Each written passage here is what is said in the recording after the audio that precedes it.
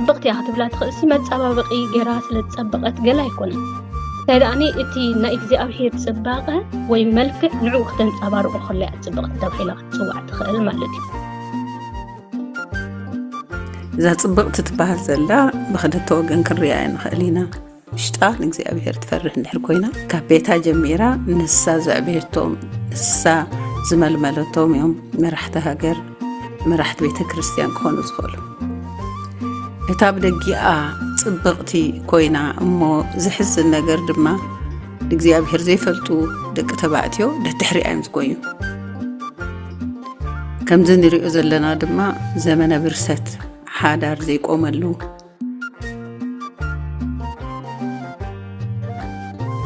بثلاثة نجر يعني وانا سخاني بجزينا كالعي كاني بإيكونوميون قلينا وضعيتها يكون كان توت سالساي كاني رأسة أعمالنا تي ناكا كونفيدنسي طوعوا عيبلو لومي دك تبعتيون درجة معرخن قوت زي بالناسي درجة كيفنا كلينا تمس مسواقص أبدك تبعتيون علوي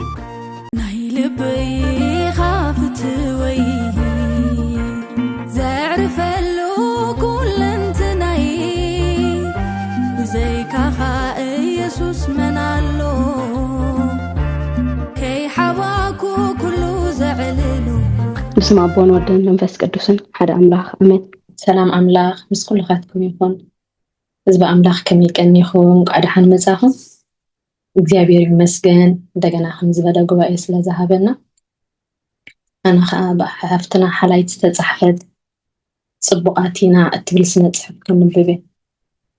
صبقاتينا أبتي سلام حزاي زعدمتني صبقنا بخمين أكب زبل منفس عوزته كساتف أنت تبقسكي قداي صبقة أتكيمون نندي إنما عالتي كنت جزي مسلكم استيات زرقي صقرين تعرخو عينين تخحالكو قزي انت تلاخخو كل جيزي قلي يقودلني كاب كلن أبكبابي يزلوا أوالد زغف أخو غيني يسمعني ورا لومس وزايتاتون يخبدن الله حجوكا نبي تكرسيان اندي سيمبل كوين خخيد قروبكا دمجندي اتزاتا تجميرو اتا أبقربا أوان كاب كالق كتما غير زمزت يوردا اندا تزاربت يا أركيبة يوردا زرب أكرت أويو درو إذنين أبقات أليا دما تغمتكو سلازي صباقنا مالت دقاو صباقنا نتصبرا وشتاو صباقنا إذا دقاو صباقنا نوشتاو مننتنا يزن صبارق وشتاو صباقنا دما مس أملاخ زلنا زمدنا يزرئي أوشتاو بحريات متقار بزعبا قزار السنة زحاش سمعيت كهلوانا حق أنيا واقانا بزيادة نتصر كوانلنا كنرئي حق زانا بوشتا تصبقت زخانة قوال نستيتي نحوارو وينزل عالم تصبقتيا بديك أتراي تصبقت زخانة قن تصبقيا جيزاو ترايو نقابلنت أمس أب مثالي سلاسان حدن زلا سبيت مون ذكرة بزعبا دقاوي ملكا نحن سابقا يتدقسن وشتاوي تصبقا سلزعب لذاقن من الوزا سبيتي صبغت أيكونة كبل زخئل نخالوت عدل من انتخب أبزي أخلاني بمبال حسابات تزاربت لك نعيفة لها تزارب النزلة كسعز مسلني انها تقرم كي سميعيها سلازي بزعبا دقاوي تصباقا مقداس أيدلني مالدي ويكا سباب كندئينا أبدقاو تصباقنا كنتبكر زلنا بلد اتا مبزحتي اوان زتا تمرح لوا نقالا كالإيتات بسقطات تأمامتنا أبزي حسب على النبروخات بمبال جمرت اتا أبتقاي كوفي لازنا بارتروت كم كريستيان أكل هيوتنا ميزاناويان مخان صبغي صباقنا خا مرأيا دنك سرح أملاخنايو ጽባቕና ቅርጽና ኮታ ኩልንትናና ብዕላማ ኣምላኽ ዝተገብረ እዩ ስለዚ ነዚ ኣምላኽ ኣጸቢቑ ዝፈጠሮ መልክዕናን ኣካላትናን ክንኣልዮን ብዝግባእ ጽባቕኡ ክንዕቅቦን ኣለና ባህሊቴ ምዕቀን ጽባቕ ንዓና እንታይ እዩ ባህርያዊ መልክዕና ምዕቃብ ድዩ ወላስ ብዙሕ ንጥቀመሉ መጸባበቕን መጋየጽታትን ብዙሕ በኣና ዝሰሓቡ ሰባት ድዩ ወይስ ኣብኡ ነጥፍኦ ግዜ ባህሊ ድዩ ወላስ ቃል ኣምላኽ ስለዚ ብዛዕባ ደጋዊ ጽባቕና ክንግደስ ጽቡቕ እዩ ግና ኩሉ ንኣምላኽ ክብሪ ብዝህብ መንገዲ ክኸውን ኣለዎ ናይ ካልኦት ሓዋተይ ከዓ ክንሰምዕ ተባረኻለይ ኣብዛ ናይ ሩት ሓፍተይ ዶ ክውስኽ በለት እታ ርእሳ እንዳነቕንቐት ክትሰምዕ ዝጸንሐት ራሄል ከምቲ ክትብሎ ዝጸንሐት ደጋዊ ጽባቐና ኣይድልን ይምባል ክንድኡ ርእስና ክንድርብ የብልናን ከምኡ ድማ ልዕሊ መጠን ግዜናን ገንዘብናን ሓሳብናን ኣብ ደጋዊ ጽባቐና ክነባኽን ድማ የብልናን እዚ ከምዚ ምግባር ሓደ ኩሉ ኣድህቦና ኣብ ደጋዊ ጽባቐና ጥራይ ይኸውን እሞ ካልእ ድማ ነቲ ኣምላኽ ዝያዳ ዝግደሰሉ ውሽጣዊ ጽባቐና ክንዝንግዖ ይገብረና ሽዑ እኳ ኣምላኽ ከምዚ ኣጸቢቑ እንተፈጠረና ሽዑ እኳ መልክዕና ንዓበይቲ ሰባት ከይተረፈ ይመስጥ ኣምላኽ ግን ብውሽጣዊ ጽባቐና ይሰሓብ ንዝክር እንዲና ሓቂ ኤልያብ ወዲ እሰይ ንነቢ ሳሙኤል ዝምስጥ መልክዑ እኳ እንተነበሮ ኣምላኽ ግን ነቲ ንእሾ ጋሳ ዳዊት መሪፁ ሐዋርያ ጴጥሮስ ብዛዕባ እዚ ንጽባቐ ዝምልከት ዝጸሓፎ ከነብብ እሞ ክውድእ ኢላ መጽሓፍ ቅዱሳ ገንጸለት ቀዳማይ ጴጥሮስ ምዕራፍ 3 ካብ ፍቕዲ 3 ክሳብ 4 ስልማትክን እቲ ብሕቡእ ናይ ልቢ ሰብን ኣብ ቅድሚ ኣምላኽ ክቡር ዝኾነ ለዋህን ህዱእን መንፈስ ይኹን እምበር እቲ ናይ ስሩሕ ርእስን ናይ ስልማት ወርቂ ምእሳርን ናይ ዘጌፀ ክዳውንቲ ምኽዳንን ኣፍኣዊ ነገራ ይኹን ዋው ክጥዕም ዝቓል ኣምላኽ ክደግማየ ስልማትክን እቲ ብሕቡእ ናይ ልቢ ሰብን ኣብ ቅድሚ ኣምላኽ ክቡር ዝኾነ ለዋህን ህዱእን መንፈስ ይኹን እምበር እቲ ናይ ስሩሕ ርእስን ናይ ስልማት ወርቂ ምእሳርን ናይ ዘጌፀ ክዳውንቲ ምኽዳንን ኣፍኣዊ ነገራ ይኹን እቲ ክትነቦ ዝጸንሐት ቃል ኣምላኽ ልበይ ክወግኣኒ ተሰምዓኒ እንታይ ኮይነ ኸ ነዚ ቃል እንዳፈለጥኩ ክነብሮ ዘይጸናሕኩ ተባረኽ ራሄል ሓፍተይ እግዚአብሔር ይመስገን ከምዚ ገይሩ ኣጸቢቑ ዝፈጠረና ቀጸለት ልዋ ሕራይ ኣብ መወዳእታ ነታ ዓንተበይ ሩት ሓፍተይ ባህሊ መዕቀን ጽባቐ ድዩ ኢላ ዘለዓለታ ነጥቢ ክንዘራረበላ እሞ ዘተና መዛዘሚ ክንገብረሉ ኣሕዋተይ ኢላ ልዋን በብታራ ክትጥምተና ጀመረት ሰላም መሓዛይ ፍሽኽ ክትብል ምስራ ኣኽዋ ክትዛረብ ምዃና ፈለጥኩ ኣንባቢት ስለ ዝኾነት ክትዛረብ ከላ ትነብብ ዘላያ ትጥዕም ባህሊ ምዕቃብ ጽቡቕ ይሓቀ ግን ከዓ እቲ ባህሊ ኣብቲ መንፈሳውነትና ንድሕሪት ከይመልሰና ክንጥንቀቕ ኣለና ምስ ቃል ኣምላኽ ዘይሳነ ባህሊ ስለ ዘሎ ጥንቁቓት ክንከውን ኣለና እዚ ምምልኻዕ ዝብል ኣመር ኣብ ኩሉ ባህልታት ኣሎ ንሓንሳብ ባህልታት ክሳዕ ስንክልና ዘስዕብ ኣጸጋሚ ዝኾኑ መለክዒታት ጽባቐ የቐምጡ እሞ እተን ከምኡ ዘይገበራ ድማ ተነጽሎታት ከም ዘጋጥመን ይኸውን ኣብዚ ሎሚ ዘመናዊ ዘሎ ባህሊ ድማ ማሕበራዊ ሚድያ ንጽባቐ ናይ ባህሊ ናብ ሓሻሽነት ብዝበርሕ መንገዲ ይገልጽዎ ስለ ዘለው ደቂ ኣንስትዮ ኩሉ ግዜ ኣብቲ ጽብቕቲ ዝብል ደረጃ ከም ዘይበጽሓ ክስምዐን ይገብርዎን ስለዚ ብዙሓት ደቂ ኣንስትዮ ከምተን ኣብ መጋዚናትን ሚድያታትን ጽቡቓት ተባሂለን ዝጽውዓ ምእንቲ ክኾና ንጥዕና ሓሳይ ዝኾነ ኣመጋግባ ኣጠቓቕማ መመላኽዒታት ብዓብኡ ድማ ነቲ ተፈጥራዊ ጽባቐን ኣብ ምጽላእ የብጽሐን ንሕና ድማ ከም ኣመንቲ እንገብሮ ዘበለ ኩሉ ንኽብሪ ኣምላኽ ክንገብሮ ዘለና እሞ ልዕሊ ውሽጣዊ ጽባቐ ናብ ደጋዊ ጽባቐ ክነተኩር ካብ ዝገብር ባህሊ ክንጥንቀቕ ይግበአና እዩ بزح ميك اب دما ميك اب داون كسعر سلازخل نتنقق إلى كنت بفشختا جمرته زربا بفشختا ودأت برقت اتزاتان عيونيرو برقت أملاخ لو من عيت زاريبني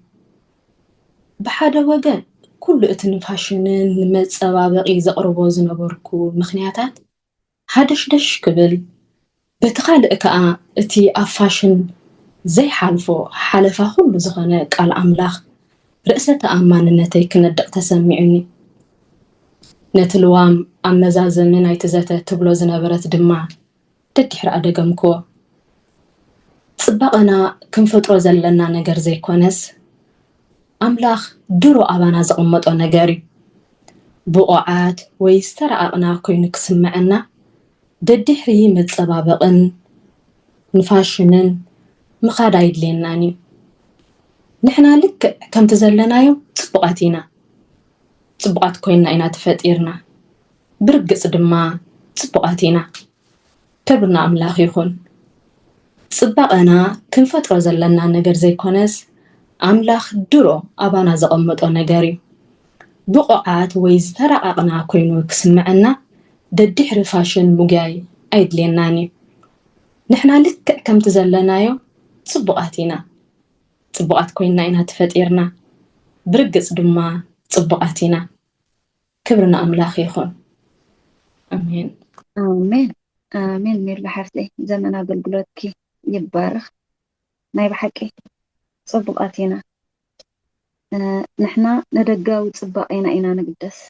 أبز زمنا وعلم بزحي خاتعزب مخا نفسنا زقود ملكأنا زبلاشو نقرات مالتيو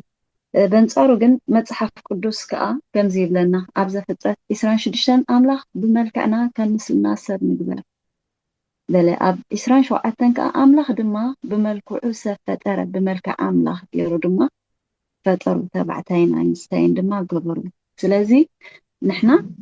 بملك أملاخ زتفترنا صبواتنا داويت كمسكن كله خا أب مزمور 139 نخلاليتي نسخافة أركاين أب كرس ولاديتي ألم كان مستنكرن دنك أنجيركا فتيركاني إخامو كما سوكا أي قبرتاتكا مستنكر إيو نفسيون أتصبقا تفلطون يبلنا تصبقنا نحنا بدقينا طرحنا نقدس إجزابير جن لك كم مسلون كم ملكو أنجيرو بخل انتنانا صبواتن مستنكراتن دنك أنجيري فتيرنا أمو نفتن مزاتينا حتوتات نكيدينا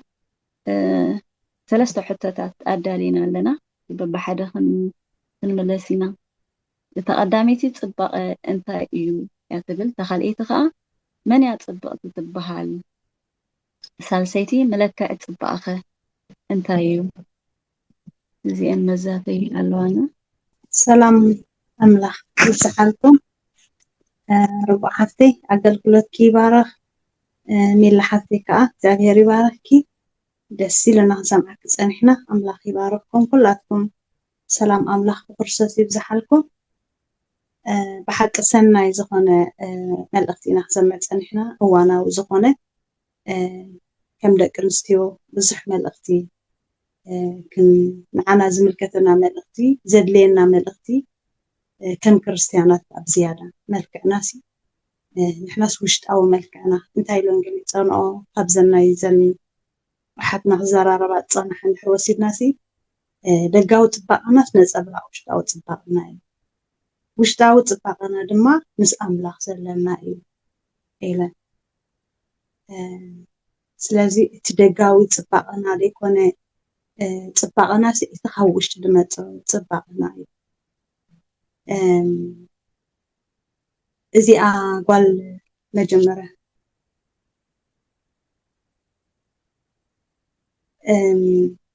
إزي مجمرة ختم ببخلاسي إزي قال نبيات خيب نيرا من بحادة منفسة وزتيات خيب نيرا جن بيك قد ما نفتي منفساوي زتين دخلتي أبكندي أو خيدا أو أنتاي تقبر أنتاي قد أنحنت قال أملاك أبكند لا تحنت أي تمت ናበይ ትኸይድ ከም ዘላ ከማን ትፈልጥ ኣይትመስለካ ነፍሲ መጀመርያ በቃ መጀመርያ ከመይ ኢላ ትጅምር ጉዳይ ፅባቐ ሳደኺሙኒ ፀጉረይ ተተመሸጥኩ ገፀይ እንተተጠበቕኩ እንተተኳሓልኩ ገለ እያ ትብል ሕጂ ዋላ ናበይ ከም ትኸይድ ዘላ ከማን ኣይትፈልጥን እያ ነይራ ናብ መንፈሳዊ ዘተ ክኸይድ እሞ ሕጂ ሎማዓንቲ ሲምፕል ገይረ ክኳሓሓል እየ ኩሉ እቲ ኣድህቦኣሲ ናብቲ ባህጊ ናይቲ መንፈሳዊ ዘተ ደይኮነስ ናይ ደጋዊ ፅባቐ ብጣዕሚ ትጭነቕ ነይራ ግን እዚኣ ጓል እዚኣ ከዓ ብጣዕሚ ዕድለኛ እያ ምክንያቱ ናበይ ትኸይድ ነይራ ናፍታ ቤት ኣምላኽ ስለ ትኸይድ ነበረት እግዚኣብሔር ኣብኡ ቃል ኣዳልዩላ ፀኒሑ እዚ ኩሉ ነብሰ ተኣማንነት ዘይነበራስ በቃ ካብ ኩሉ ሰብ ብኸብኣኹ ኮይኑ ስማዓኒ እንዳበለት ነብሰ ተኣማንነት ኣይነበራ እግዚኣብሔር ግን ሰናይ እዩ ብሓቂ እዚ ኩሉ ገለ ነገር ጎድለ ከምዚ ኮይነ ኢላ ነብሳት በቲ ናይ ደጋዊ ፅባቐ ጥራይ ትጭነቕ ዝነበረት ጓል ኣንስተይቲ ኣብኡ ግን ቃል ኣዳልዩላ እግዚኣብሔር ናብቲ መንፈሳዊ ዘተስ ክትፀባበቕ ክትብስ ዶንግ እያ በፂሓ ምስ በፅሐት ግን በቃ ንዓኣ ዝረትዕ ቃል ፀኒሕዋ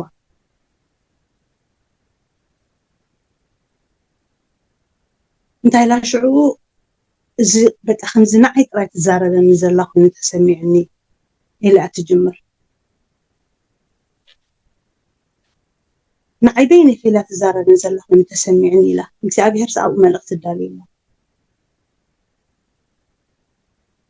መሊሳ ከዓ እንታይ ኢላ እቲ ቃል ኣምላኽ ክንበብ ከሎሲ ኣብ ጴጥሮስ 3:3-4 መሰንበበታስ እቲ ዝተነበ ቃል ኣምላኽሲ ልበይ ክወጋእኒ ተሰማዕኒ እንታይ ኮይነ ኢኸ ነዚ ቃል እናፈለጥክዎሲ ክነብሮ ዘይፀናሕኩ ኢላ ከዓኒ ናብ ንስሓ ተመሊሳ ተስተኻኺላ ስለምንታይ ናብቲ ቃል ኣምላኽ ስለዝኸደት እዚኣ ሓፍትና እዚኣ ዝኩሉ ተሸጋጊራት እኳ ሓይላ ተፀባቢቓ ተብተብ ኢላ ናብ ካልእ ቦታ ኸይዳ ነይራ ትኸውን ከ ኣብኡ ምስ ከደት ብዙሕ ነገር ንነብሳ ዝጎድእ ነገር ሰምዐት ነይራ وانت لا لو ما عاد تطوق خم زخونو انت لا كنت خدان كم زتخدينك بزح ነገር መሊሱ ነብሳ ደትሕታ ነገር ምሰምዐት ነይራ እግዚኣብሔር ግን ሰናይ ስለ ዝኾነ ናብቲ ቤቱ ናብቲ ቃሉ ዘለዎ ቦታ ስለ ዝኸደት ብቃሉ ገይሩ ነዚ ሓፍትና ፈዊስዋ እግዚኣብሔር ሕጂ እንታይ ይፈዊስዋ እቲ ቃሉ ይፈዊስዋ በተን ካልኦት ሓትገይሩሲ መልእኽቲ ሰዲድላ እስኺ ፅባቕስ ካብ ውሽጥክ ይበልካ እቲ ፅባቕስ እቲ ጎይታ ምዃኑ እቲ ድፈጠረ ኣምላኽ ምዃኑ ሕጂቲ ኣብ ምሳሌ 31 ዘላ ሁላትና ስለንፈልጣ ሕጂ ከንብቦ ግዜ ጥራሕ ይወስድ ከም ኣይ ክትከውን ዘለዋታ ጓል ኣንስተይቲ ትበሃል እቲ ደጋዊ እቲ ውሽጣዊ መልክዕ ዘለዋ ጓል ኣንስተይቲ እቲ ጴጥሮስን ዝገለፃ እዚ ክንበበልና ዝፀንሐ ቃል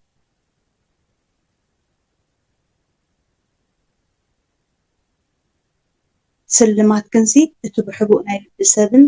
ኣብ ቅድሚ ኣምላኽን ክቡር ዝኾነ ለዋህን ህዱእን መንፈስ ይኹን እምበር እቲ ናይ ስሩሕ ርእስን ናይ ስልማት ወርቂ ምእሳርን ናይ ዘገፀ ክዳውንትን ክዳንን ኣፋዊ ነገር ኣይኹን ኢሉ ሐዋርያ ጴጥሮስ እሞ እግዚአብሔር ይመስገን ንሕና ከመይ ኣለና ፅባቐና እቲ ካብ ውሽጢ ድምንጩ ካብ ኣምላኽ ዝኾነ እምበር ብደገ ነገር ንገብሮ ነገር ዋላ ሓንቲ ከም ዘይኮነ ብቃል ገይሩ ጎይታ ክዛረበና ፀኒሑ ሕጂ እሞ ንኣምላኽ ክብሪ ይኹኖ ካልኦት ኣሕዋተይ ከዓ ከይትዘክም ከየንኹ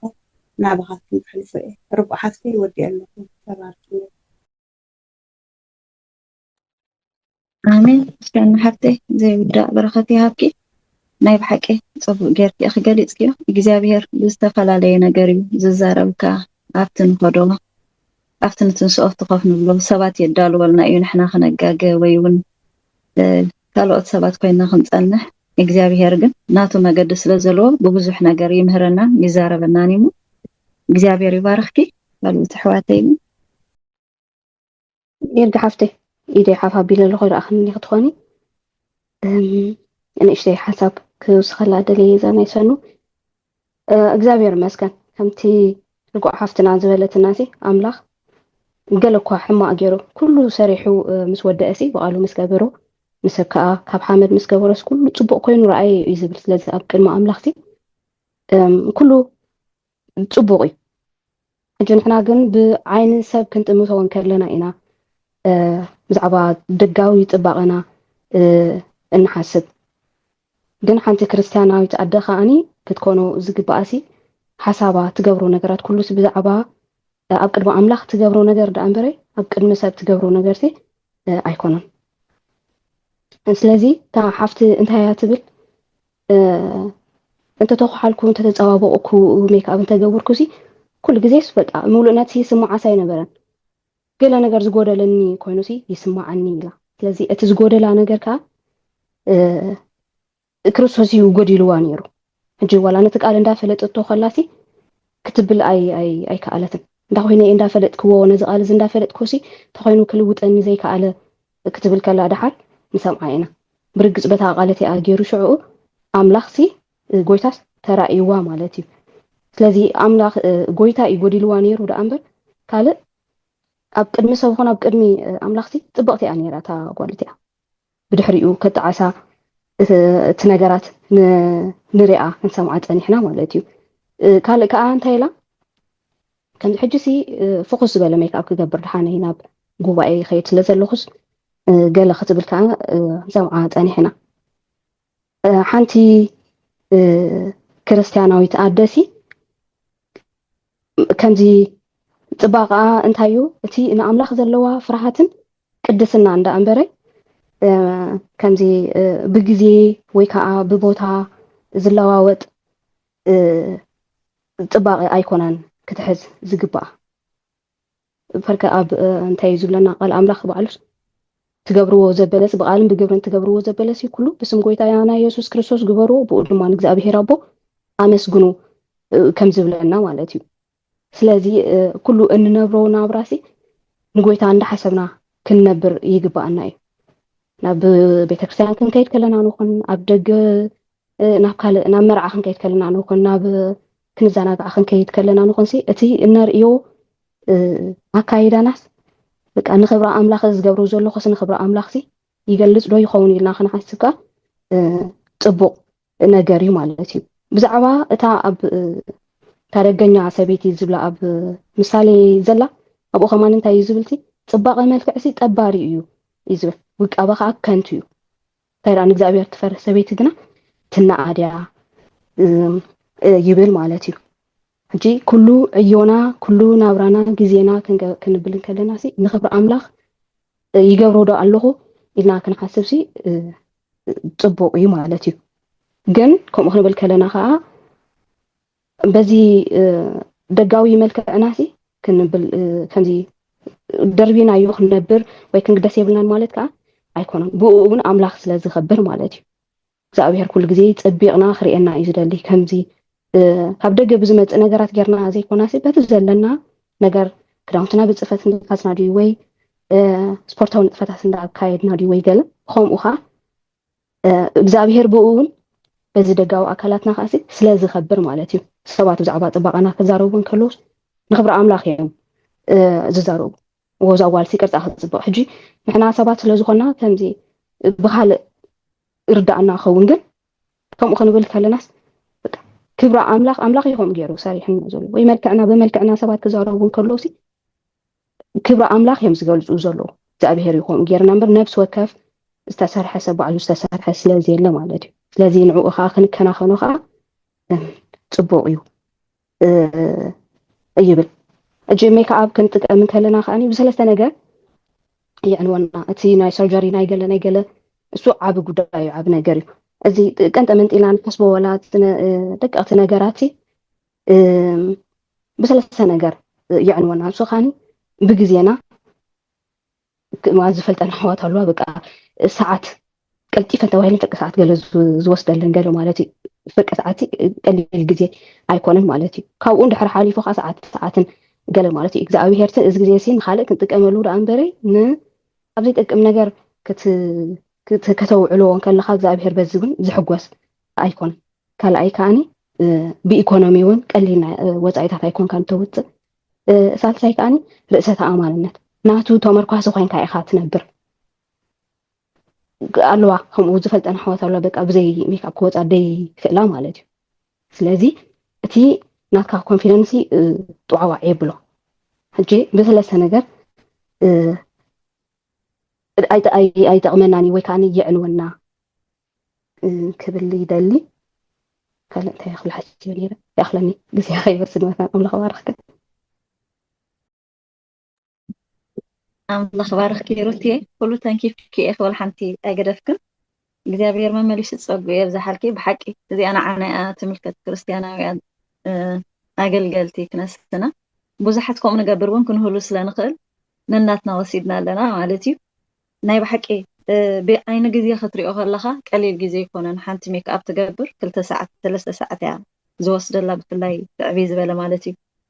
ብኢኮኖሚ እውን ከምቲ ዝበልክዮ ብዙሕ ገንዘብ እዩ ዝሓትለካ ብዓብኡ ከዓ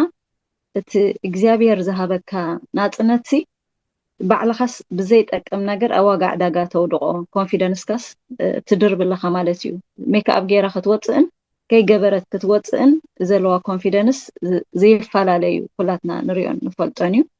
ብዓብኡ ግን በቲ እግዚኣብሔር ዝሃበና ፀፊፍና ከቢርና ክንርአ በሱ ድማ ንኸብሪ ኣምላኽ ክኸውን ከትነግርና ፀኒሕኪ እግዚኣብሔር ይባርኽኪ ሩትየ ካልኦት ኣሕዋት ንቐፅል ሰላም ኩላኻትክን ካብ ዝተፈላለዩ ኩርናዓት ሃገራት ኣትይኽን ዘለኽን ንዓይ ገሌኽን ደቀይኽን ፅን ኢለ ክሰምዓክን ፀኒሐ እሞ ከም ጎይታና የሱስ ክርስቶስ ነደቂ መዛሙርቱ ምስ ለኣኾም ኣጋንንቲ ተኣዚዞምና ምስ በልዎ ብልቢ ተሓጎሰ ኣነ ከዓ ብልበይ ተሓጒሰ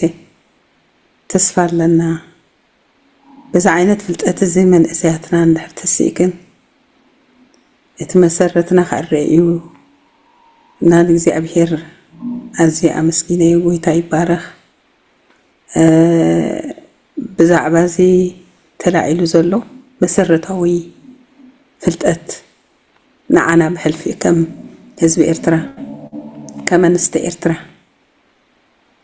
መሰረትና ወይ ከኣቲ ናይ ፍሬ ማህፀና ዝፍውስ ፍልጠት እግዚኣብሔር እዩ ይብል ክብርና ኣምላኽ ይኹን ፅባቐ ጓል ኣንስተይቲ ትብል ኣርእስቲ እዩ ፅቡቕ ኩሉ ግዜ ክትውስኸሉ ይትኽእልን ኢኻ ከተጉድለሉ ድማ ይትኽእልን ኢኻ ምልኣት ማለት እዩ ፅባቐ ድማ ልዕሊ ኩሉ ዝያዳ ፅቡቕ ዝኾነ ባዕሉ ፈጣሪና እግዚኣብሔር ኣምላኽ እዩ ነዚ ኩሉ ዝፈጠረ ጎይታ ንርእሱ እናረኣየ እዩ ፈጢሩና ብመልክዐይ ከም ምስለይ ወይ ከዓ ብመልክዕና ከም ምስልና ስላሴ ንፍጠር ኢሉ እግዚኣብሔር ብመልክዑ ከም ምስሉ ሰብኣይን ሰበይትን ገይሩ ፈጠረ እዚ ብመልክዑ ከም ምስሉ ዝፈጠረና እቲ ዘለኣለማዊ ሰብና እዩ ወዲ ሰብ ዘለኣለማዊ ቅድሚ ምስራት ዓለም እግዚኣብሔር ከም ዝሓረየና ቅድሚ ምስራት ዓለም እግዚኣብሔር ኣምላኽ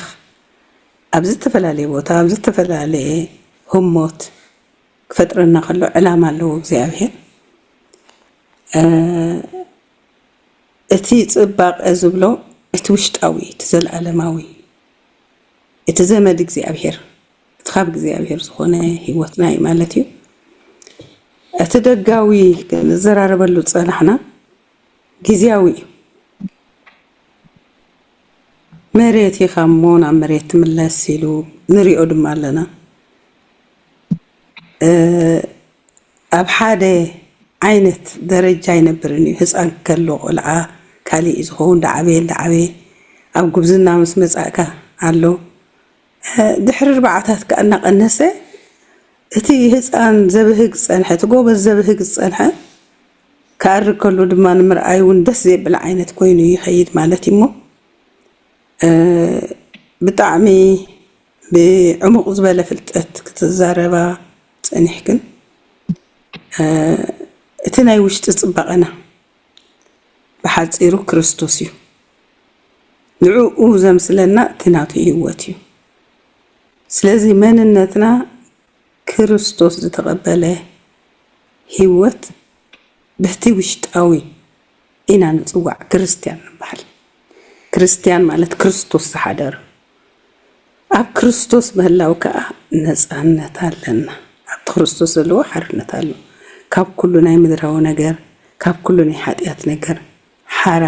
ይውፃና እሞ ብዝያዳ መንነትና ክንፈልጥ ንክርስቶስ ክንፈልጦ ኣለና ንክርስቶስ መን ክርስቶስ እንድሕር ፈሊጥና ክብርና ኣምላኽ ይኹን እሱ እዩ መንበሪና ማለት እዩ ዋናና ንሱ እዩ ንዕኡ ኢና ንነብር ስለዚ ብመንፈስ ክንከውን ከለና ንእግዚአብሔር ክንነብር ባህርያቱ ንምሃር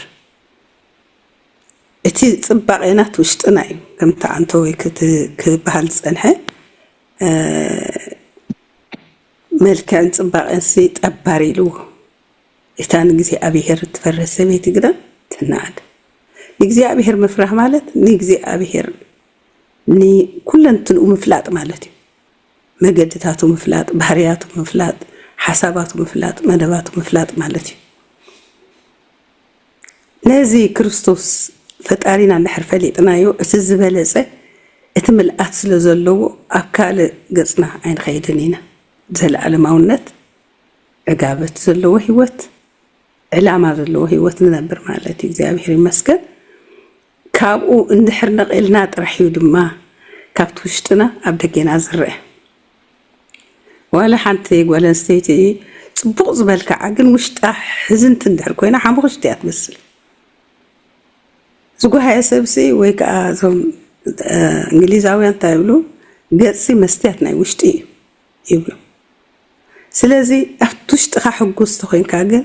እቲ ሰላም ናይ ውሽጥኻ የንጸባርቕ ክንጸባርቕ ከሎ ድማ ንክርስቶስ ስለትነብር ናይ ምድራዊ ነገር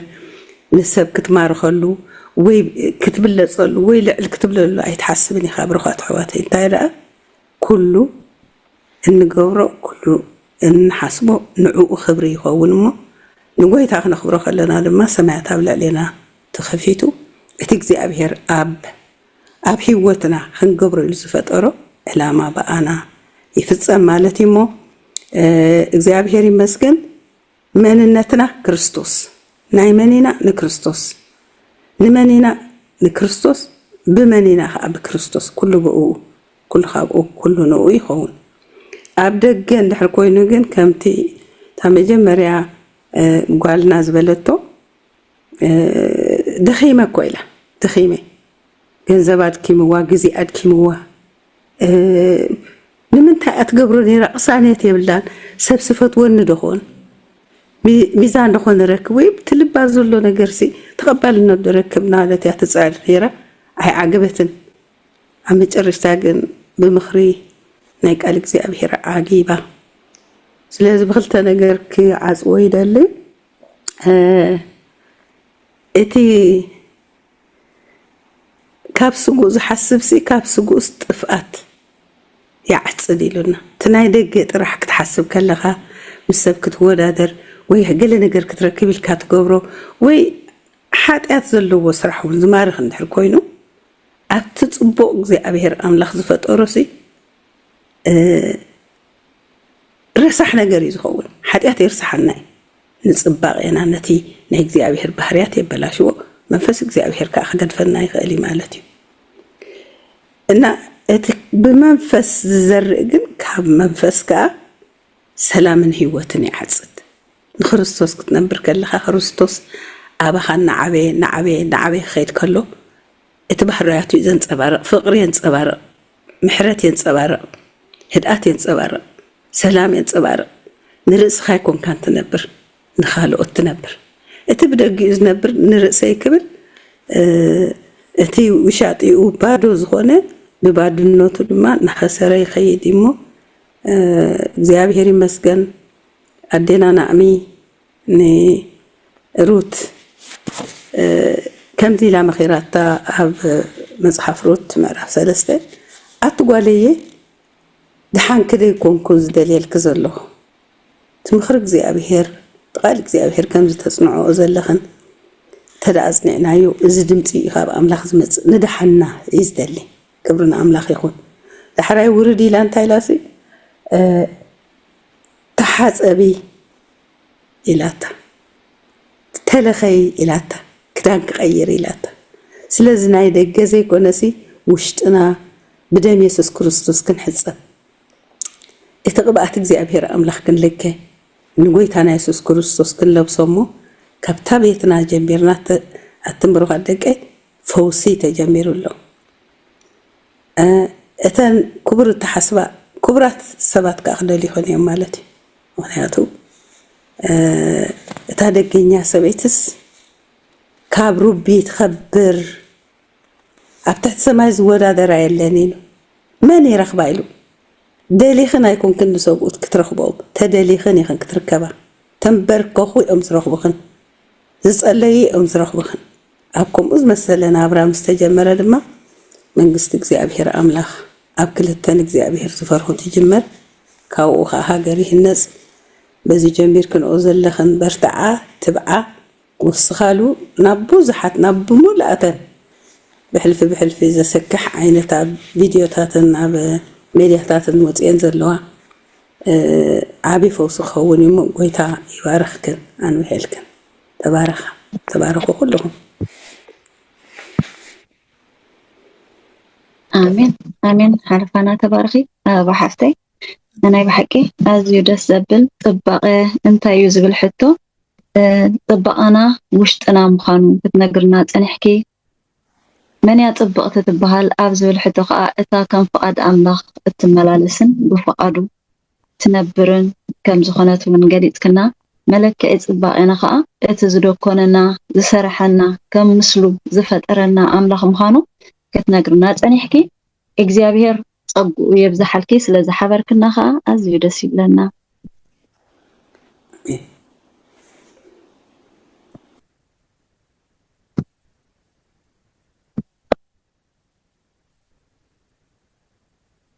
እሺ እምበኣር ንቐፅል ዘን ኣሕዋተይ ኤልሳ ሓፍተይ ናባኺ እሺ እግዚአብሔር ይመስገን ኣዝዩ ደስ ዘብል መደብ እዩ ዘሎ ፍሉይ ሓሳብ ስለዘለኒ ኮንኩን ግን እቲ መደብ ኣዝዩ ደስ ዘብል ስለዘሎ ቀጻሊ ንምዃነ ክዛረብ ደልየ እምበር ድሕሪ ማማ ኣባ ፍላይ እንታይ ከም ዝብል ኣይፈለጥኩን ኩሉ ስለዘጠቓለለቶ መጀመርያ ርግሓፍተይ ኣብቲ ፅንኩር ዝኾነ ኩነታት ናይ እስራኤል ኮይንክ ንዓና ዝተገልግልና ምርኣይ ኣዝዩ ደስ ይብለኒ ናምላኽና ምስገና ይኹን ካልእ ኣርእስቲ ኣዝዩ ሰሓቢ ኣዝዩ ከዓ ደስ ዘብል ኣርእስቲ ኢና ንምሃር ዘለና ፅቡቃት ኢና ዝብል ምናልባት ፍኹስ ብዝበለ ነቲ ሕቶ ንምምላስ መን እያ ፅብቕቲ ትብል ኩሉ ተተናኺፉ እቲ ቃል ኣምላኽ ተተናኺፉ ይፀኒሑ ግን ፅብቕቲ ትበሃል ንእግዚኣብሔር ትፈርሕ ሰበይቲ ወይ ጓል ኣንስተይቲ እያ ክንብል ንኽእል ኢና በቲ ናይ ምሳሌ ምዕራፍ 30 ዘሎ ፅባቐ መልክዕ ጠባሪኡ ውቃበ ከዓ ከምቲ እዩ ንእግዚኣብሔር ትፈርሕ ሰበይቲ ግና ትናኣድ ኢሉ ስለዚ ንእግዚኣብሔር እትፈርሕ ሰበይቲ እያ ፅብቕቲ ተባሂላ ክትፅዋዕ ትኽእል ካልእ እውን እታ መንነታ ትፈልጥ ሰበይቲ እሳ ፅብቕቲ ክትበሃል ትኽእል እያ ካልእ ከዓ ሕጉስ ልቢ ዘለዋ ከምዚ ናይ ምሳሌ ምዕራፍ 15 ሕጉስ ልቢ ንገፅ የብርህ እዩ ልቢ እንተወሃየ ግና መንፈስ ይስበር ተባሂሉ ኣሎ ስለዚ ከምዚ ዓይነት ሰበይቲ ኣዝያ ፅብቕቲ ክንብላ ንኽእል ኢና ካብ መጀመርያ ኣነ እዚኣ ፅባቐ ትብል ኣርእስቲ ምስ ተለዓለት ደስ ዝበለትኒ እዛ ናይ ዳዊት እያ ኣቐዲምኩ እውን እስክጠቂስክያ ነርኪ መዝሙር 139 ዘላ መስተንክርን ድንቅን ጌርካ ፈጢርካኒ ኢኻ እሞ ከማስወካየ ግብርታትካ መስተንክር እዩ ነፍሰይ እውን ኣፀቢቓ ትፈልጦ እያ ትብል መስተንክርን ድንቅን ጌርካ ፈጢርካኒ ዝብል ሲኒ ብምሉእ ዘጠቓልል ኮይኑ እዩ ዝስማዓኒ ማለት እዩ ዳዊት ከምዚ ክብል ከሎሲ ነቲ ዝፈጠሮ ጎይታ ዘለዎ ኣድንቆት እዩ ዝገልጽ ስለዚ ፅባቐሲ ካብ ፈጣሪና እዩ ዝፍልፍል ካብቲ ዝፈጠረና ዝደኮነና ኣምላኽ ካብኡ እዩ ዝፍልፍል ማለት እዩ ሓደ ዝኾነ ፅቡቕ ስእሊ ገለ ክንርኢ ከለናሲ ስእሊ ክፅብቕ ክንብል ከለናስ ነቲ ሓደ ዝሰኣሎ ስነ ጥበባዊ ንዑና ነድንቕ ምክንያቱ በዘይ ስነ ጥበባዊ ሲ ሓደ ስእሊ ባዕሉ ክፍጠር ኣይከኣልን እዩ ንሕና ከዓ እግዚኣብሔር ስለዝኾነ ኣፀቢቑ ዝፈጠረና ፅቡቃት ኢና ብልክዕ ስለዚ ፅቡቃት ኢና ክንብል ከለና ብድፍረት ነቲ እግዚኣብሔር ዝፈጠረና ኢድ ስራሓቱ ናቱ ስለዝኾንና ኢና ቅድሚ ብዘይ ዝኾነ ነገር ብዛዕባ ሜክኣፕ ብዛዕባ መፀባበቂ ነገር እንዲ ዘሎት ምዝርራብ ቅድሚቲ ገለ ነገር ኣብ ኣካላትና ምግባርናሲ ኣዝና ፅቡቃት ኢና ውቅባት ኢና ማለት እዩ ግን መብዛሕትኡ ግዜ ፅባቐ ገለ ክለዓል ከሎሲ ብዛዕባ እዚ ርኢ ኣቢልና ንውስኖ ፅባቐ ብዛዕባ እዩ ኢና ንዛረብ ማለት ብሱ ኢና ነተሓዞ ቃል ኣምላኽ ከም ተቐዲምክን ክትጠቕስኦ ፀናሕ ግን ኣምላኽ ድማ ብመልክዑ ሰብ ፈጠረ እዩ ዝብል ብመልክዑ ሰብ ፈጠረ ክብል ከሎሲ መንነትናስ እቲ ኣብ ውሽጥና ዘሎ ናይ ኣምላኽ ምስሊ እዩ ብዙሕ ግዜ ክጥቀስ ፀኒሑ ነይሩ ለዚ መንነትና ኣብ ቃል ኣምላኽ እዩ ምናልባት ምዚ ክንበብ ዝፀንሐ ናይ ኣርባዕተ ሓትና ነናተን ርእይቶ ዘቕርባሉ ዝነበራ ዓለም ምናልባት እዚ ተተጌርክን እዚ እንተተለኺክን ወይ ከም ዝተጌርክን ይኽን ፅቡቃት ክትመስላ ትኽእላ ክትብለና ትኽእል እያ ቃል ኣምላኽ ግን ከምቲ ዘለናዮ መስተንክርን ድንቅን ኢኺ ከምቲ ዘለኽዮሲ መስተንክርን ድንቅን ኢኺ እዩ ዝብለና ስለዚ እዚ ናይ ውሽጣዊ ሓጎስ እዩ ናይ ውሽጣዊ ሓጎስ ከዓ ንደገኻ እዩ ዘንፀባርቆ ማለት እዩ ሜክኣፕ ብምግባርካ ወይ ትፅብቕ ኣይኮንካን ወይ ማይ ስለ ዝተሓፀብካ ፅባቐኻ ዝኸይድ ኣይኮነን እንታይ ደኣ ኣብ ክርስቶስ ዘለና ፅኑዕ መንነት እዩ ትናትና ፅባቐ ክበሃል ዝከኣል ማለት እዩ ፅብቕቲ እያ ጓል ኣንስተይቲ ፅብቕቲ እያ ክትብላ ትኽእልሲ መፀባበቂ ጌራ ስለ ዝፀበቐት ገለ ኣይኮነን እንታይ ደኣኒ እቲ ናይ እግዚኣብሄር ፅባቐ ወይ መልክዕ ንዕኡ ክተንፀባርቑ ከለያ ፅብቕቲ ተባሂላ ክትፅዋዕ ትኽእል ማለት እዩ ስለዚ ኣብ ክርኢ ከለኹ ኣብዚ ናትናሲ ክልተ ጫፋት እዩ ዝርኢ ሓደ ከምዚ ኣንቶ ይምሩት ሓፍተይ ትጠቕሶ ነይራ ብዙሓት ደቂ ኣንስትዮ ክሳብ ኮንፊደንሰን ዘጥፍኣ በዘይ ሜክኣፕ ክወፃ ዘይክእላ መንፈሳውያን ወላ ክንሰን ከምዚ ኣሎ ነቲ ናይ ውሽጥን መን ምዃኑ ዘይፈልጣ ካልኣይካ ከምዚ ኣይተሓዝ ኣይተተንኪ ዝበሃል ወላ ሓንቲ ነገር ከም ዘይፍቀደና ወላ ሓንቲ ክንትንኪ ከም ዘይፍቀደና ጌርካ ዝርአኽ ኣሎ ስለዚ ክልተ ጫፋት እዩ ዝርኢ ግን ወላ ሓንቲ ነገር ስለ ዘይፍቀደና ኣይኮናን ንነገራት ንገድፎ ነዚ ብኢድ ዝተሰርሐ ሰባት ዝተሰርሐ ኣብ ገፅና ንልጥፎ ካልእ ምስሊ ዘውህበና እንገድፎ ንኣምላኽ ስለ ዘየኽብር እዩ ከምቲ ጳውሎስ ዝበሎ ኩሉ ተፈቒዱለ እዩ ኩሉ ግን ኣይጠቅምን እዩ ኢሉ ሕጂ እንተገበርናዮሲ ክብሪ ኣምላኽ ስለ ዘይህብ ጥራሕ ኢና ንገድፎ እምበር ኣይተሓዝ ኣይትተንኪ ዝብል ሕጊ ኣባና ስልጣን ስለ ዘለዎ ኣይኮነን ማማ ኣባ እውን ሓርነት ኣለና ትብል ነይራ ንኩሉ ሓርነት ኣለና ብልክዕ ግን ንክብሪ ኣምላኽ ዘይህብ ነገር ኣይንገብሮን ኢና ኩሉ ትገብርዎ ዘበለስ ንክብሪ ኣምላኽ ግበርዎ ተባሂልና ስለዚ በቲ ሓደ ጫፍ ከኣኒ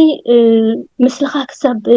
ንስኻ ዘይኮንካ ክሳዕ ትመስል ወላ ምሳኻ ዝነብሩ ክሳዕ ዝገበዩኻ ክሳዕ ክንድኡ ብብዙሕ ነገራት ምልጥጣፍካ ኣሎ ማለት እዩ ሕጂ ንክልቲኡ ገዲፍና ማእከላይ ዝኾነ ልክዕ ከምቲ ስጋና ወይ ኣካላትና ክንምግቦ ከለና ምግብሲ ንክብሪ ኣምላኽ ኢልና ንምግቦ ብዝኾነ ምክንያት ናይ መግቢ ጉድለት ጎዲልና ከይንሓምም እሞ እቲ እግዚኣብሄር ፅቡቅ ገይሩ ዝፈጠሮ ኣብ ዝተፈላለየ ሕማቕ ነገር ከይንወድቕ ኢልና ንምግቦ ከምኡ ቆርበትና እውን ክንምግቦ ንኽእል ኢና ዝኾነ ሞይስቸራይዘር ምግባር ድዩ ገለ ንቆርበት ምምጋብ ሕማቕ ነገር ኣይኮነን ካብ ድራይ ስኪን ተለካ ንኣብነትስ ንዕኡ ዝምግብ ዝኾነ ሞይስቸራይዘር ጥዕና ዘውህብ ገለ ክትገብረሉ ትኽእል ኢኻ እዚ ንክብሪ ኣምላኽ እዩ ግን እዚ ብክልቲኡ ጫፋት ዘሎ ክጠቕሶ ፀናሕኩ ነገራት ግን ንዕኡ ገዲፍና ከም መንፈሳውያን ግዜና ንእግዚኣብሄር እንዳሃብና ብመጠን እቲ ዘለና ግዜ እንዳርኣና ከምኡውን ኣንተይ ትጠቕሶ ነይራ ሩት ሓፍተይ ኣብ ገንዘብና ድዩ ኣብ ካልእ ከም መንፈሳውያን ኣዴታት ኣብ ናትና ኣብ ፍትወት ስጋና ወይ ዘንፀባርቕ ነገር ክነጥፍኦ ዘይኮነሲ ብዙሓት ተኻታት ብዙሓት ዝተሸገሩ ንርኢና ሸር ኮይና ብሓንሳዕ ንፅጉማት ንድግፈሉ ከምኡ ዓይነት ሓሳብ ዝተለወጠ ብክርስቶስ ዝተቐየረ ዝተለወጠ ሓሳብ ክህልወና እምበር ከምዚ ኣብ ደገ ዝኾነ ፅባቐ ክነርኢ ኣይኮነን ዘለና ኢለ ድሓስብ እግዚኣብሄር ይኽበር ይመስገን ፅባቐና ክተ ናይ መወዳእታ ክብላ ዝደሊ ኩሉ ግዜ ብምንታይ እቲ እታ ክስታይ ክብል ደሌታ ውሽጣዊ ፅባቐናሲ ኣምላኻ ፀቢቑ እንዲፈጢርና ብምንታይ ክንዕቅቦ ንኽእል ትብልሲ ልክዕ ከምቲ ክብሎ ፀናሕኩ ስጋና ይኹን ቆርበትና ማይ ዘድልዮ ንመንፈሳዊ ነቲ መንፈሳዊና ነቲ ውሽጥና ዘሎ ከኣሲ ቃል ኣምላኽ ጌርና ብመዓልታዊ ቃል ኣምላኽ ብምምጋብ ነቲ ናይ ውሽጥና ክንምግበው ወይ ከዓ ነቲ ምስልናሲ ብኡ ክንዕቅቦ ንኽእል ኢና ማለት እዩ ስለዚ ኣብ መወዳእታ ኣዝና ፅቡቃት ኢና ነቲ ፅባቐናስ ንኣብነት ሓንቲ ጓል ኣንስተይቲ ወርቂ እንድሕር ተሰሊማ ኣብ ልዕሊኡ ሓፂን ኣይትገብርን እያ ምክንያቱ እዚ ወርቂ ኣየፀብቐለይን እሞ ሓፂን ክገብር ኢላስ ኣይትሓስብን እያ ንሕና ከዓ ከምኡ እቲ ኣብ ውሽጥና ዘሎ እግዚኣብሄር ኣዝዩ ፅቡቕ እዩ ኣዝና ምልኩዓት ኢና ኣብ ልዕሊ ወርቂ ሓፂን ዘይንውስኽ ከምኡ እዩ ኣብ ልዕሊ እቲ ናይ እግዚኣብሄር ፅባቐ ከዓ ካልእ ስራሓት ክንውስኽ ከም ዘይንኽእል እንድሕር ተረዲእና እቲ ፅባቐና ውሽጥና ዘሎ እንዳተሓጎስና ኢና ንነብር እሞ ክብሪና ኣምላኽ ይኹን ኣሜን ኣሜን ኤልሲ ብርኽቲ ናይ ብሓቂ ፅባቐና ክርስቶስ እዩ እታ ፅብቕቲ ሰበይቲ ከዓኒ ብቓል ኣምላኽ ንውሽጣ ተሃንፆን ተዕብዮን እሰያ ብዓብኡ ንሕና ደቂ ሰባት እቲ ዝጠቕመናን ዘይጠቕመናን ክንፈላለ ስለ ዘይንኽእል ኣብቲ ዝሓሰረ ነገር ንወድቕ እግዚኣብሔር ግን ናይ ብሓቂ ብመልክዑን ምስሎን ገይሩ ፅቡቓትን ብሩማት ገይሩ ፈጢርና እዩ ከምቲ ክትብልዮ ፀናሕኪ እግዚኣብሔር መመሊሱ ይባርኽኪ ክብርን እግዚኣብሔር ይኹን ወብጣዕሚ ዘገርም ዘተ ትገብራ ኣለኽን እሞ ስለ ኩልኻትክን ኣምላኽ የመስግኖ እግዚኣብሔር ከም ዝኣመሰለ ጉባኤን ኣሓትን ስለ ዝሃበና ድማ ክብሪ ንዕኡ ይኹን ብዛዕባ ፅባቐ ክሓስብ ከለኹ ከምቲ ክበሃል ዝፀንሐ ሕጂ ማለት እዩ ኣብ ኦሪት ዘፍጥረት መጀመርያ እግዚኣብሔር ክፈጥረና ከሎሲ ተፈጢሩ ምስ ወድአ ዝሃቦ መደምደምታ ንሱ ይገርመኒ ማለት እዩ እቲ ኦሪት ዘፍጥረት ቀዳማይ ምዕራፍ ዘሎ እቲ መወዳእታ ጥቕሲ ፍቕዲ 31 ኣምላኽ ከዓ ዝገበሮ ዘበለ ኩሉ ረኣየ እንሆ ብዙሕ ፅቡቕ ኮነ ይብል ብዙሕ ፅቡቕ ኮነ ይብል ኣሎ ስለዚ እግዚኣብሔር ኢኻ ከምኡ ዝብል ዘሎ እቲ ዝፈጠረ ኣምላኽ እግዚኣብሔር ብዙሕ ፅቡቕ ኮነ ንዝበሎ ፅቡቕ ኣይኮነን ክብሎ ዝኽእል መን እዩ ስለዚ ፅቡቓት ኢና ብዝብል ኣርእስቲ እወ እግዚኣብሔር ዝሰመሮ እግዚኣብሔር ዝበሎ ቃል ከዓ ስለ ዝኾነ መስተንክርን ድንቅን ገይሩ ፈጢሩና እዩ እግዚኣብሔር ኣብቲ ምዕራፍ 4 ኦሪት ዘፍጥረት ክነንብቦ ከለና ግን ሓጢኣት ምስ ኣተወ ከመይ ገይሩ ነቲ መልክዕ ከም ዝደወኖ ከም ዘበላሽዎ ኣብኡ ንርኢ ማለት እዩ ሚካኤል እግዚኣብሔር ክሓቶ ከሎ ምዕራፍ 4 እንታይ እዩ ዝብሎ እግዚኣብሔር ከዓ ንቃኤል ስለምንታይ ኮሬኻ ስለምንታይ ገጽካ ጸለመ ጽቡቕ እንተትገብርሲ ገጽካ ዶ ትኻይ መበለን ጽቡቕ እንተዘይገበርካ ድማ ሓጢኣት ኣብ ኣፍ ደገ ትቃጽኦ ካላ ሃረርታው ናባኻዩ ናብለ ይቕጽል ስለዚ እቲ ዝጸልሞ ዘሎ ዝድውኖ ዘሎ ሓጢኣት እዩ ስለዚ እቲ ጽቡቕ ዝኾነት ናይ ክርስቶስ ዝኾነ ክርስቶስ ኣብ ሂወቱ ዘንገሰ ሰብ ብምልኣት ናይ ክርስቶስ ምዃኑ ዝፈልጥ ሰብ ጽባቂኡ መልክዑ ጎይታ እዩ ጎይታ ድማ ብዛዕባኡ ብትንቢት ዝተነገረ ካብ ደቂ ሰብ ንስኻ ትጽብቕ ውቃበ ኣብ ከናፍርካ ፈሰሰ ዝብሎ ኣዝዩ ጽቡቕ ዝኾነ ጎይታ ጽባቂኡ ክግለጽ ዘይኽእል ንሱ ፈጣሪና ማለት እዩ ሓንቲ ከም መሕሰቢት ክትከውን ትኽእል ሶቅራጥስ ድብሎ ፍላስፋሲ መልክዑ ትርኢቱ ጽቡቕ ኣይነበረን ይበሃል ሰበይቱ ግና 30 ዓመት ኣቢላ ትንእስ ይኻቡ ብ30 ዓመት ኣዝያ ጽቡቕቲ ምንባራ እዩ ዝንገር ንሱ በሊሕ መስተውዓሊ ክኢላ ፈላጥ ግን ከዓ ትርኢቱ ጽቡቕ ዘይኮነ ንሳ ድማ ብኣንጻሩ ኣዝያ ጽቡቕቲ ግን ከዓ ኣብቲ ናይ መስተውዓሊ ነገር ኣብቲ ፍልጠት ከዓ ድኽምቲ ምንባራ ይንገር እሞ ድሓር ክዛረቡ ከለዉ ውላድ ብዛዕባ ውላዶም ክዛረቡ ከለዉ ሲ ንሳ እንታይ እያ ትብሎ ወዲ ንውለድ እሞ ግን ርእሱ ከም ናትካ ትርኢቱ ድማ ከም ናተይ ትብሎ ንሱ ከዓ እንታይ ይብላ ብኣንጻሩ እንተኾነኸ ርእሱ ከም ናትኪ መልክዕ ድማ ከም ናተይ እንተኾነኸ ይብላ ስለዚ እዞም ግዳማውያን እዮም እዚኦም ዓለማውያን እዮም ናይ ደገ ጥራይ ዝርእዩ ሰባት እዮም ማዕረ ክንደይ እቲ ኣብ መልክዕ ኣብ ግዳም ተመክሶም ይዛረቡ ከም ዘለዉ ንሪኦ ኣለና ግን ንምንታይ ደምፆ ዘለኹ ጽባቐ መልክዕ እሲ ጠባሪ እዩ ምንም ኣይኮነን ምንም ዝጠቅም ነገር የብሉን እቲ ናይ ውሽጢ ጽባቐ ግና ንሱ እዩ ኣብ ገጽ እግዚኣብሔር ከቕርበና ዝኽእል እሞ እዚ ረድኤት እዚ እዚ ሓሳብ እዚ ኣብ ኩላትና ኣብ ደቂ ኣንስትዮ ጥራይ ዘይኮነስ ኣብ ደቂ ተባዕትዮ እውን ሎሚ ደቂ ተባዕትዮ እውን ዳርጋ معرخن كوتا زي بلناسي أدرجر كيفنا كلينا تمسبابقص أبدأ تبعتيون علوي ببزح ما قدو مالتي سلازي صبو حساب صبو ذاتي أرستي يخن مريس كنزلخن لعلو خلو معنتقن سيستر أباب زمسانا سلا لحبرت ناي نوي عمل تمكرو زلوا لما بفلاك أبزي أرست زي أبدك أنستيوز نكدما بزح ناي نوي عملت فلتات استأكبه زي ذهب صقع زلوا سب سلا زخونات أما أكلنا مركبنا أبا أمنا خباركي بعد اللي زي باركم أبزي وديه آمين أبونا እግዚአብሔር መመሪሱ ጸጉ ይብዛሐልኩም ከመኻትኩም አቦታት ስለዝሃበናኻ ንሕና ብሓቂ እግዚአብሔር መስገን ዕድለኛታት ኢና ንዓኹም ብምርካብና ኣብዚ ናይ ስደት ዘመንና ብሓቂ እግዚአብሔር ዝፈጠሮ ኩሉ ግሩምን ጽቡቕን ከብለና ዝኽእል ግን ልክዕ ከምቲ ቃኤል ዝሓሰቡ ብውሽጡ ሕማቕ ሓሳብ ዝሓሰበ ክፉእ ሓሳብ ካብ እግዚአብሔር ዘርሕቐና ሓሳብ ገጽ ኣምላኽ ንኽንርኢ ዝኽልክለና ሓሳብ ምስ እናሓስብ ክፉኣት ከብለና ይኽእል እምበር መልክዕና ብመልክዕ ኣምላኽ ዝተፈጠረ ጽቡቓት ኢና ናይ ብሓቂ ድንቂ ገይሩ ዝፈጠረና ኣምላኽ ስለኹም ከዓ ንኣምላኽ ነመስግኖ እሺ ካልኦት ኣሕዋተይ እውን ተዛረቡ ካብቶም ኣወዳት ኣሕዋትና ኣርእስትና እንተያ ንሕና ጽቡቓት ኢና ናይ ብሓቂ ንሕና ጽቡቓት ኢና ብምስሉ ዝፈጠረና እግዚአብሔር ይመስገን አራህ እግዚአብሔር ይመስገን መጀመሪያ እግዚአብሔር መመሊሱ ጸጋ ይብዛሐልከን በሐቂ ኩሉ ተባሂሉ just እቲ ክብሎ ዝደልየ ዘለኹ ግና በቃቲ እቲ ጽባቐ ናይ ጓል ኣንስተይቲ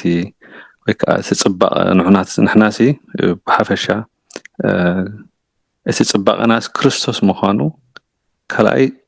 ካብ ናይ ውሽጢ ብርሃን ምዃኑ እቲ ጽባቐ ዝበሃልሲ ብኻልእ ኣገላለጻሲ ውሽጣዊ ብርሃን ወይ ከዓ ብእንግሊሽ ኢነር ላይት ይብሎ እቲ ውሽጣዊ ብርሃን ምዃኑ እቲ እሱ ከዓ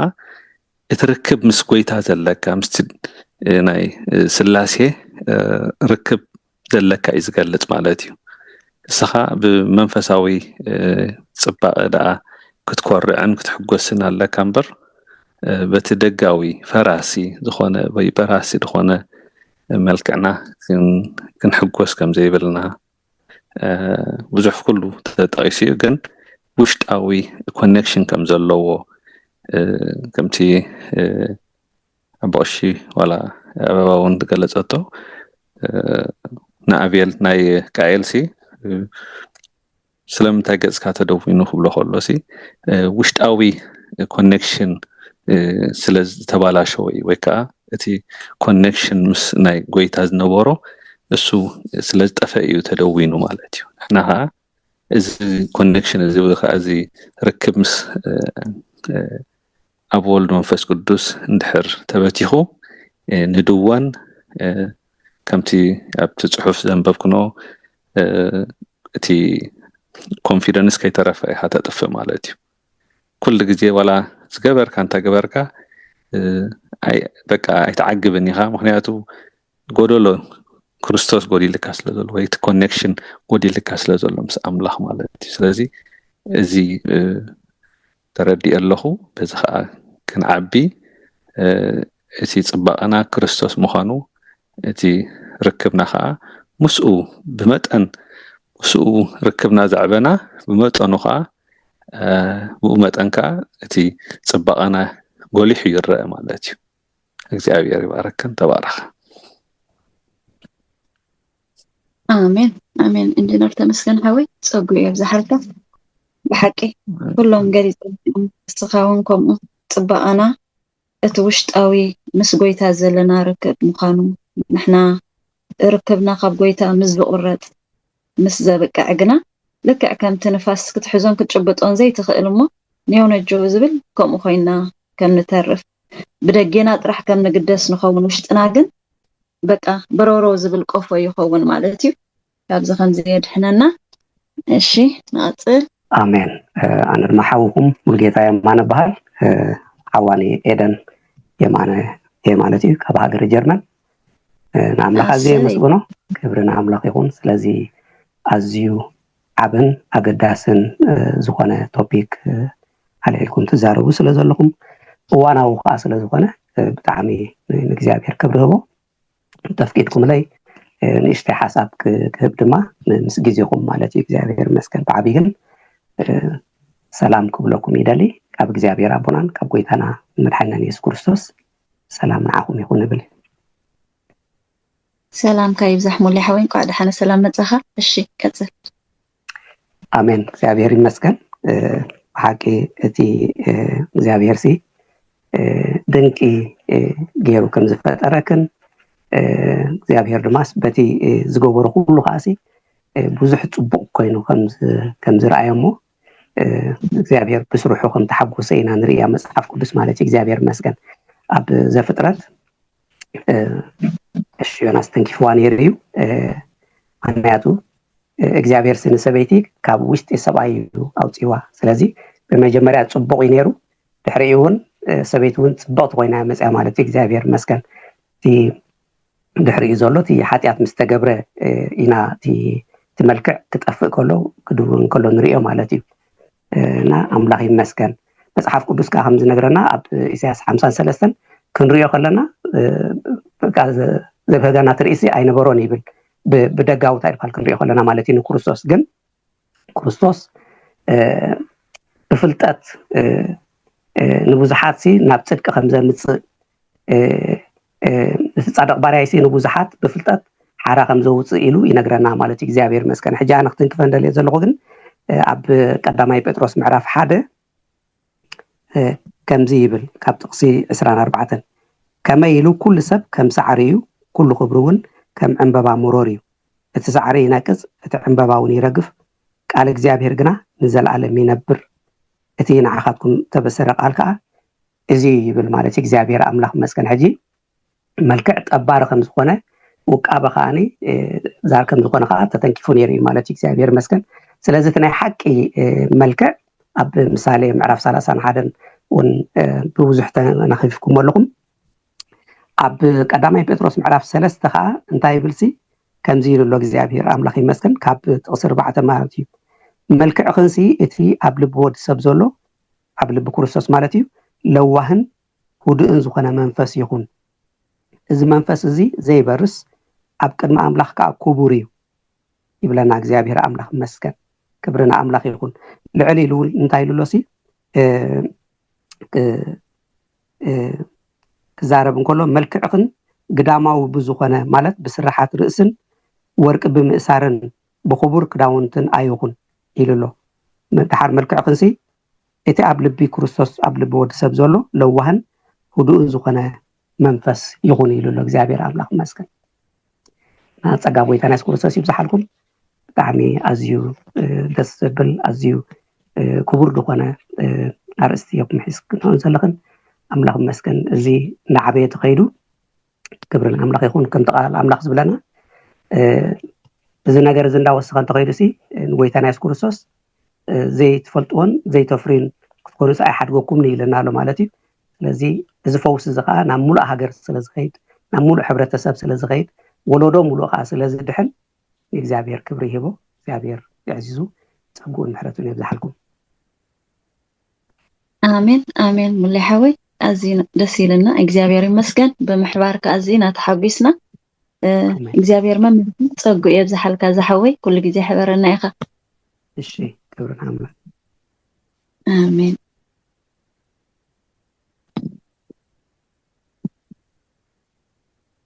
እግዚአብሔር ይመስገን ከምዚ ዝበል ግሩማት ኣሕዋት ናይ ብሓቂ ባል ኣምላኽ ዝሃንጹኻ ስለዝሃበና እግዚአብሔር ኣዝዩና ነመስግን ኣሕዋተይ ግዜና ዳርጋና ምውድኡ ስለዝኾነ ክንዛረብ ንኽእል ንዛረብ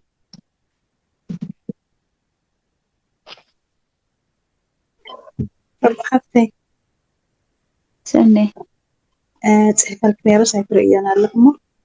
ምናልባት እዛ ስነ ጽሑፍ ሓላይት ሓፍትና ስለ ዝፀሓፈታ ገለ ነገር ትብሎ ተለዋ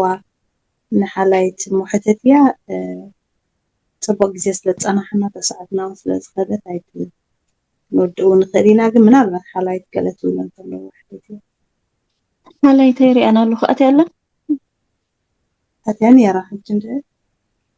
حلايت الله حلايت حفتي يا ريت سني حلايتي سلام سلام سلام الله سلام كيف حلايت سلام الله حفتي كلها كريم ولا حنسي حق زرع لأن كذا حسب كنت أنتني هسرار كان كل دست لك هاتي أو هذا حسب بسينك نعم لحظة خبر من قد كان بالدعوات بقى هنزارف أجي عن الجايب مهنياتي ولا منغو حواسا منغو منفسوين نبل سوات عن صحبتها أكيد كا نتي تدورو نجار بمتحف بدف يختفاي من الوقت ويكذي قنعي من انتي طقام لو نمبال بزح أستاذ مستعفين علي رلا مسؤول خير بيك وانا مالك خمسة متحف بستمدي جيراني راسبت اللي بستأثير خمس جيراني راسل الشاري راسل جيران إنكاس طبق نجار ولا حنسي كل نجار كم بيك وانا هجيب كومي كنا نجيش نقال عملك ستعملوك ألفين ميكاب كل ميكاب فقود إنها سوالا حتى يكون عندك بس تجيبي نعم الله كبر بذهم نجادي أنزل وعلى حدا هاتي معك أنا ما فسرنا كويس معنا أبي وتناسي لينا قدامنا ساتناسي إنتايو إن بالله نحن عبر السرعة مفانا نيره بدايزي جيزي كويس الوا أذكرين كم هذا ولا زين البداية من أبغى جزانا ذات البداية لما هون نقدر نحب نفسنا ونسكت لعب خاص هيكون كاب لعب البداية كانت أشياء تدليله قال أملاك في كونسبت عابي وشي أمن سيده أنت يكون كوني دليل أملاك مدى أملاك خبرنا تاي جسات أو تكون كان في عاب بداية من أي مكان لازم أستجيب كل الزمن مسكن بس أنا قلت لها أنا عبد كنا كله جارو أمشكون نقدر من هريازي كان علي ولا سوارف آمين آمين حلايتي حفتي إجزابير ما مريسن عقا تصدقوا يبزح حالكي حلايت مالت بتعمي إجزابير زبارخا نفعتي تجهتي حفتنا بعبيخا أفت بجروب كوينا نشرح عيو أملخ مسانا تعي قال جروبية حلايتي ما مريس كتابارخ لنا እግዚአብሔር ይመስገን ብጣዕሚ ማለት ከምዚ ኣባቕሺ ዝበሎሲ ራእይ ወይ ከዓ ድርኺት ዝህበካ እግዚአብሔር ሓደ ፅቡቕ ነገር ክገብር ምስ ደሊ ኣገዳሲ ዝኾነ ሕምብርቲ ፈውሲ ንህዝብና ንሃገርና እዩ ፈሊም ክንኦ ዘለኽን ስለዚ በዚ ጀሚር ክንኦ ዘለኽን ብዙሕ ትምህርቲ ከም እንምሃር እዛ ፅብቕቲ ትበሃል ዘላ ብክልተ ወገን ክንሪኣ ንኽእል ኢና ኣብ ቃል እግዚኣብሔር ሲ መልክዐኛ ሰበይቲ ብዘይእምሮ ሲ ከምቲ ኣብ ሓሰማ ዝሰለምካያ እዩ ዝብል ቀፂሉ ድማ ብመልክዐን ብናይ ደገ ነፀብራቕ ንብዙሓት ደቂ ተባዕትዮ ኣብ ብልሹና ዘእትዋ ኣለዋ ነዚ ድማ እንታይ ይብል ቃል ኣምላኽ ዘማዊት ሰበይቲ ሲ ኣፍ ደገ ሞት ማዕፆ ሲኦል እያ ንብዙሓት እያ ቀቲላቶም ዘላ ይብለና ቃል ኣምላኽ ሕጂ ጓል ኣንስተይቲ ብውሽጣ እንተኮይና ሃገር እያ ትሃነፅ ውሽጣ ንእግዚአብሔር ትፈርህ እንድሕር ኮይና ካብ ቤታ ጀሚራ ንሳ ዘዕቤቶም ንሳ ዝመልመለቶም እዮም መራሕቲ ሃገር መራሕቲ ቤተ ክርስቲያን ክኾኑ ዝኽእሉ እታ ብደጊኣ ፅብቕቲ ኮይና እሞ ዝሕዝን ነገር ድማ ንእግዚአብሔር ዘይፈልጡ ደቂ ተባዕትዮ ደድሕሪኣ እዮም ዝጎዩ ከምዚ ንሪኦ ዘለና ድማ ዘመነ ብርሰት ሓዳር ዘይቆመሉ ውሉድና ብባዓዲ ኾነ ብደገ ኾነ ኣብቲ ዝኸፍአ ኩነታት በፂሕና ዘለና መሰረት ብመሰረት ከምዚ ዝጅመር ነገር እዩ እታ ፅብቕቲ ሰበይቲ ዝብላሲ እቲ ባህርያት እግዚኣብሔር ኣምላኽ ዘለዋ መሓሪት ለዋህ تنفر منفس قدس زلوا كابيتا بؤو ختعبيهم كلها هاجر سريت على مالتي كمن نفلتو نحنا قنا ديتاتنا سلزي تمهارا ايهن دابا لاينا عبينانا كاب اف زوزق الكا يقتليو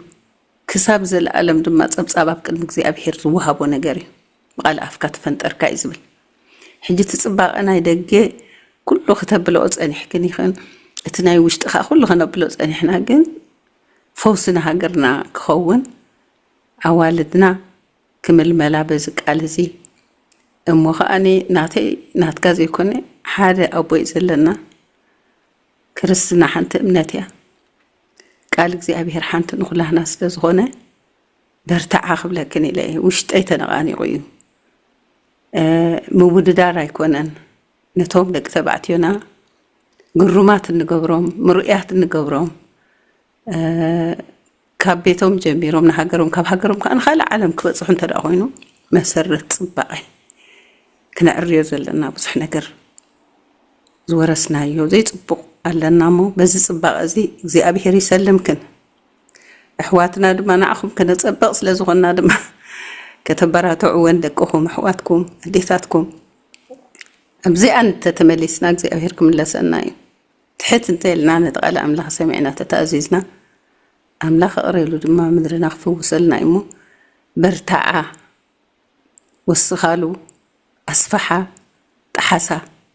ደይባ ክብለክን ኢለ እግዚኣብሔር ይባረኽክን ኩሎም ድማ ብዘለኹም ኣሕዋተይ ደቀይ ተባረኹ እግዚኣብሔር ንኣቦና ቀሺ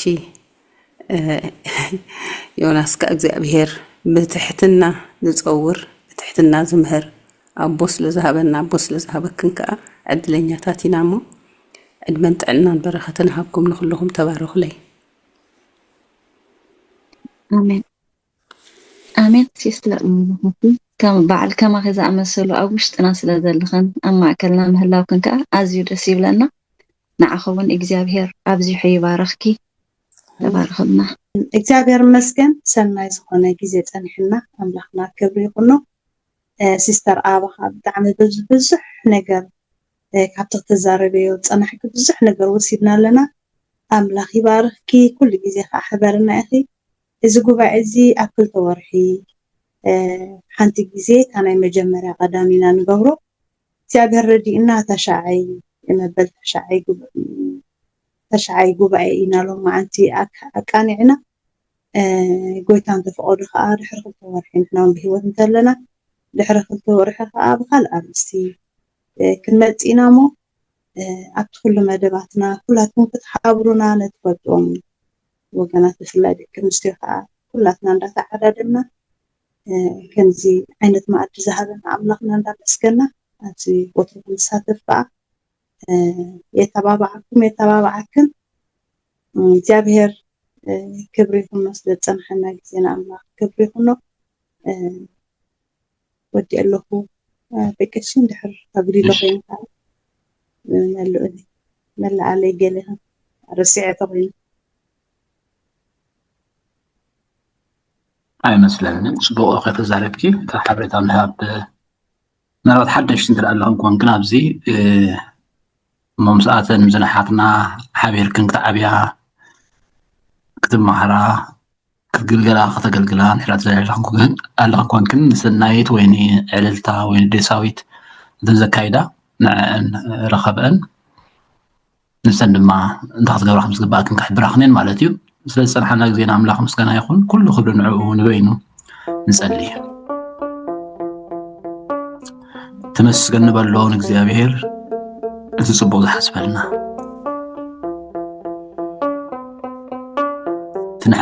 ንሕና ጽቡቕ ዝመስለና ሲ ልዕሊኡ ጽቡቕ ዘለዎ ጎይታ ንስኻትኩም እኳ ክፉኣት ክነስኹም ይዝብል መጽሓፍ ቅዱስ ጎይታ ኢየሱስ ክዛረብ ከሎ ንስኻትኩም እኳ ክፉኣት ክነስኹም ንደቅኹም ጽቡቕ መሃብ ካፈለጥኩም ኣብ ሰማይ ዘሎ ኣቦ ግዳነቶም ዝልምንዎ ክንደይ ኣብዚሑ መንፈስ ቅዱስ ዘይዎ ቅዱስ እግዚአብሔር ኣምላኽና ኣቦና ንመስግነካ ኣለና ትመስገን وأملاخي كتفترنا خلقها بملكة خان بمثل خان بخبر فتيركنا تمسكن بحاتيات مسعالنا لما وأملاخ نتحال ودخا مدحنا يسوس كريستوس عم مسكال كمسكال جيركا واغا خفيلكا بخبور دم ودخا عديك كان يخمو كبر واغا سلستخفلكا لنا كبر نبكال ملكعي صباغينا مننتنا انتاينتنا ودخا يسوس كريستوس مخانو بزمشت زون غريز كان يخمو أملاخي تمسكن كل جزء أبزي وتزغنهلو ردعنا كل جزء حسابنا سماوي كخون مويتكم يخم هيوتكم دما مس كريستوس أو أملاخ تسوير اللامو نتي أبلع لي زلو دليو أمدر زلو أيكونن الكان الله وقويتا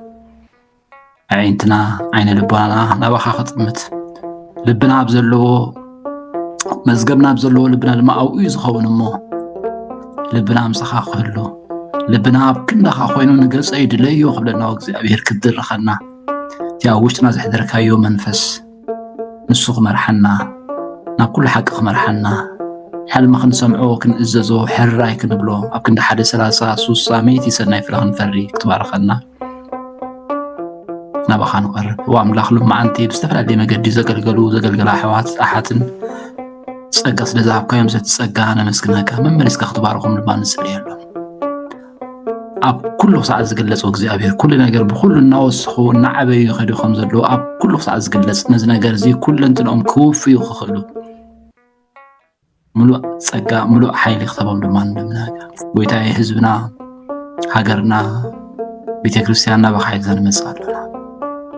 خاطري إن اللخاء زينا زود أنا حزبي يماننا خبص جابنا خنفل زي كألنا حزبي نامو محرت كبر ويتها تملسنا نابت انتاوي نابت صبق ودنا ملسنا بقالكاز رعد بقالكاز ملالس كم قالكاز حسب هيوتها بنا لا نسألي وأملاخي فرحات እግዚአብሔር انت بمجمرة ايتو صحيفي امو اب حزبنا اب هاجرنا كبرخا كحدر كنفرحاكا نسأل يالونا سلازا ابكارنا ጊዜ تمسكن سلازا اقللوز تمسكن بروحيتا تقبلنا لما نسألي نقولهم اب دخام اب سنفنا اب حماق اب رغرغ حطيات نزلو እግዚአብሔር كاوقو منزعيكا خطوصهم صقا خطبزحلهم يا أب سلمات أب نموذ نبر حزبي عبي برهان رأي تبعي خمسة صحفة وأملاخ بفلا بزناي حوصانا معلت مسكنا بزناي سقلت نذكر له صمون كم لما هو أملاخي بتنسأي نذكر له حكي تنسأي كخون تقنع وانجلكا قبل بحزبنا ختصفرو بسمع ابن ولدن منفس قدسن حال أملاخ نسرلي سلسمع كان ما تمسكنا مسكنا كاربنا سبحات وكبر لسلوس قدوس يدلو مولى آب وولد ومنفس قدوس آب وولد ومنفس قدوس أري كل جزء يزيني وزلفني ولا عالم عالم أمين بركة እግዚአብሔር نقبل እግዚአብሔር يبارككم يحلكم እግዚአብሔር ገጹ يبرهلكم ጸጋኻ يحبكم آمين እግዚአብሔር ገጹ يملسلكم سلام دما يحبكم بسم آب وولد ومنفس قدوس الأملاك بروح ليتي